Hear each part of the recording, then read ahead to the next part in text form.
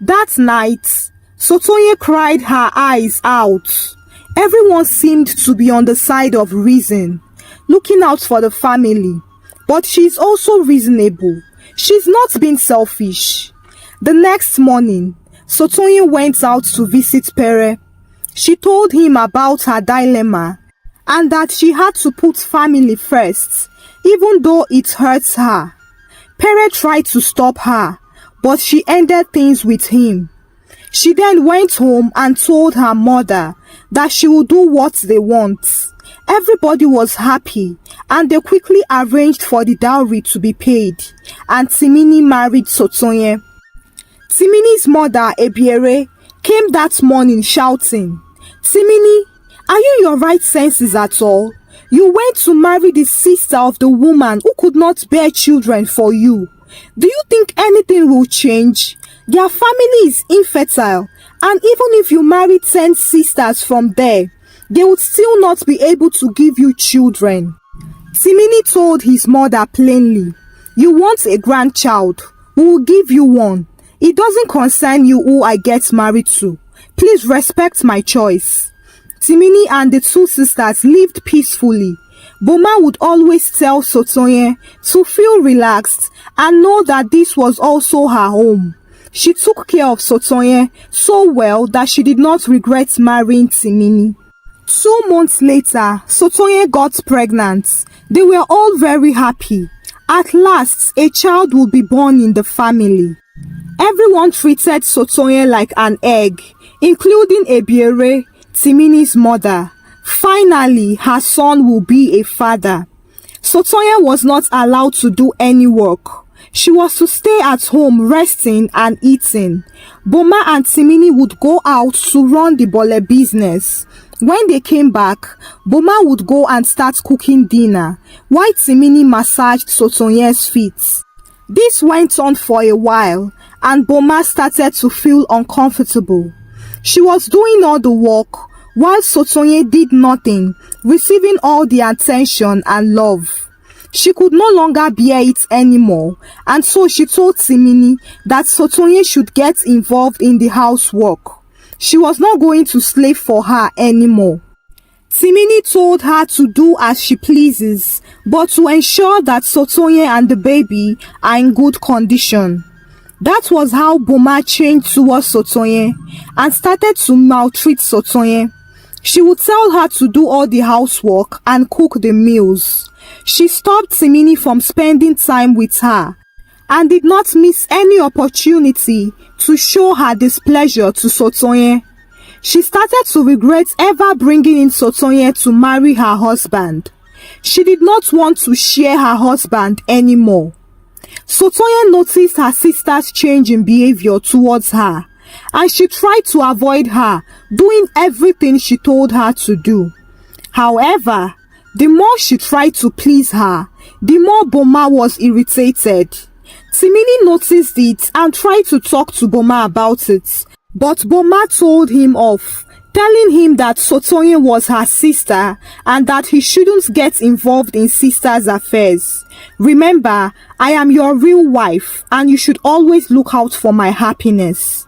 This continued going on for a while, and when Sotonye was 8 months pregnant, Boma could not tolerate having her in her house anymore, and she told Timini that she wants Sotonye to leave their house.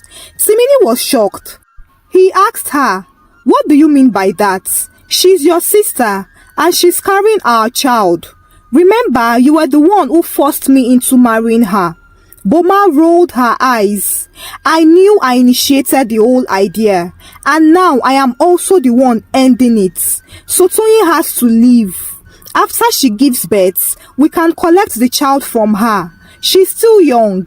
She would surely see a man who will marry her." Timini sat there looking at the woman he had married and lived with for all these years. How did she become this wicked and heartless? Timini didn't say a word to her. The next morning, Boma went to see her mother and told her about her decision. Her mother was shocked and asked her what she meant. Boma said plainly, I can no longer live with Sotonye sharing my husband. She has to come back here. After she gives birth, I will take the child from her and she can continue with her life. She didn't want to marry my husband in the first place, so this would be better for her. Ibinabo looked at her daughter with disgust. When did she become this wicked and selfish? She put her only sister through this, and now she wants to throw her out after achieving her aim. Boma, when did you become like this? I didn't raise you up like this. Your sister did what she did for you out of love. She sacrificed her future for you, and you want to pay her back like this. You want to take her child, a child you did not give birth to. Remember that it is only a foolish woman who goes under the rain when she's tying only one wrapper. Don't expose yourself.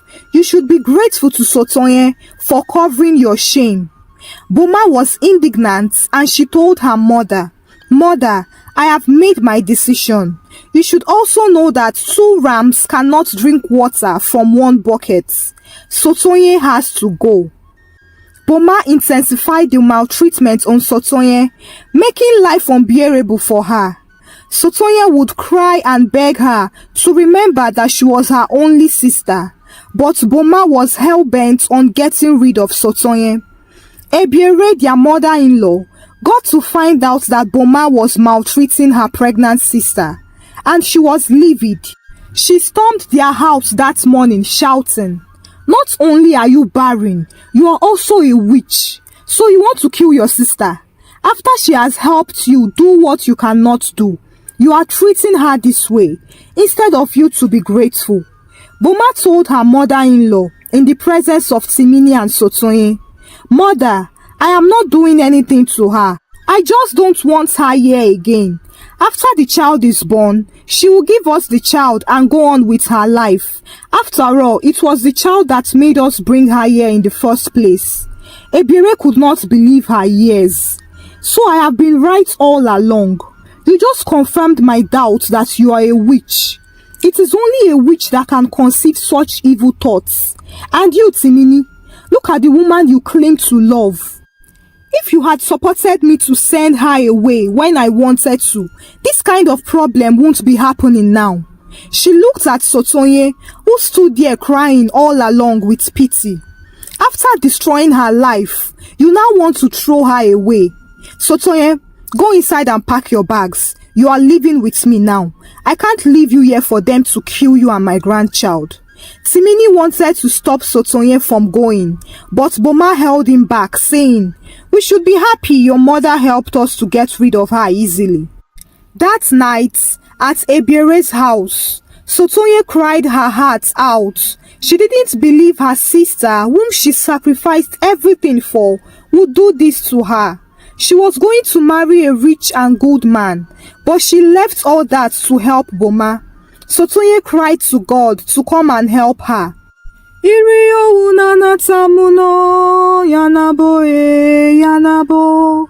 Iriyo unanatamuno, yanabo yanabo. Iriyo unanatamuno, yanabo yanabo. Ouna tamuno, mino unananabo." 1 month later, Sotonye gave birth to a set of twins, a boy and a girl. Everyone was very happy. Ebiere, who had taken good care of her for this past month, still kept her in her house, looking after her and the twins. Timini and Ibinabo, Sotonye's mother, would visit her and the babies at Ebiere's house. Boma was not bold enough to go, as she couldn't face her mother-in-law. She was waiting for the perfect time to tell Timini so that they can go and bring the twins home. 1 month after Sotonye gave birth, Boma told Timini that it was time to go and bring back their babies home. It will enable Sotonye to heal quick and be able to marry another man sooner. Timini turned to her and said, That's true. I'll have to let the two families know about it and fix a date for us all to meet. Don't worry, our children will come back home. Boma was very happy. Finally, everything was falling in place perfectly. On the day fixed for the two families to meet, everyone gathered at Timini's house. Ibinabo, Ebiere, Sotonye and her babies, and her uncle. Boma and Timini were already waiting for them. Boma served them food and drinks, and after eating, Timini stood up to speak. I want to thank everyone for honoring my invitation and for your support towards my family. You all already know the story of how Bomaye begged her sister to marry me so as to bear children for us. And you also know what transpired later. I invited you all here because Boma asked me to bring the twins home without their mother. At this point, everywhere was calm. Boma looked away, avoiding the eyes of everyone. Timini continued. It might seem that I have been silent throughout this whole issue, but I decided to be calm to see where everything was leading to. However, it opened up my eyes to see the kind of woman I had loved deeply and lived with for more than 5 years. I didn't believe she was this heartless and selfish. I know this might come as a shock to all of you, but I have made my decision and it is final. Sotonye is my wife and she is to come back home with my twins. Boma's face squeezed as she heard this, but the next words of Timini would shatter her heart to pieces. As for Boma, I am no longer interested in her. She ceases to be my wife. I want the dowry I paid for her returned to me, as I only want to marry one wife. I hope that everyone respects my decision and try not to plead on behalf of anyone. On hearing these words, Boma fainted. Ebiere, Timini's mother, was very happy and she congratulated her son for taking a wise decision and took Sotonye and the twins inside the house. Ibinabo tried to revive her daughter that fainted. When Boma woke up, she fell on her knees begging Timini and everyone to beg on her behalf. Her uncle looked at her and said, "He who shakes a coconut shakes himself." He told Timini that they would send the dowry to him and he left. Ibinabo had to go home with her daughter Boma. Seeing that Timini's mind was made up, Boma went back home and spent all her days lonely and barren. No man would marry her after hearing what she did to her sister.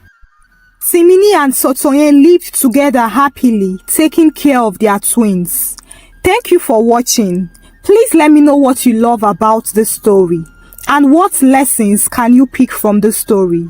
Also share with us in the comment section what new thing you learned about the African culture from the story. Don't forget to share the story with your loved ones, give this video a thumbs up and also subscribe to this YouTube channel. Till I bring another video your way. Bye.